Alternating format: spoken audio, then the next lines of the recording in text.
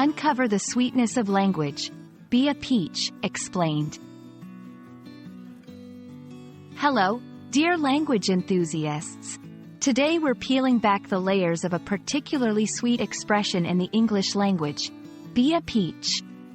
Whether you've come across it in a book, heard it in a conversation, or it's entirely new to you, this video will explain all you need to know about this peachy phrase. So let's jump in and find out why being compared to a fruit is actually a charming thing in English.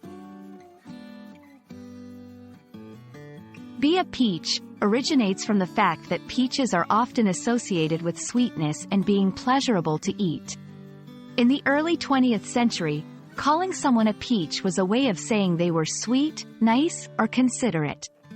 Over time, this evolved into the phrase, be a peach, which is now a colloquial and endearing way to ask someone to be kind or do a favor.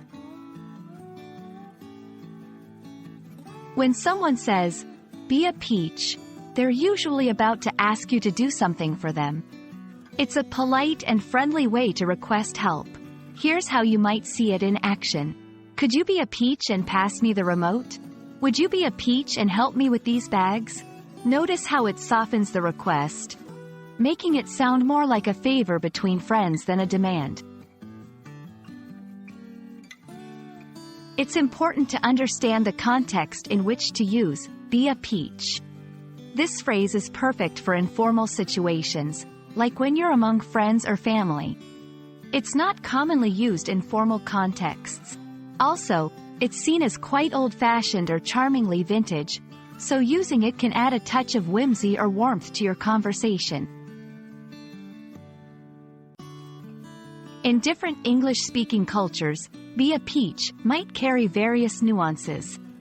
In some places, it could be seen as sincere and sweet, while in others, it might come across as a bit patronizing or overly quaint.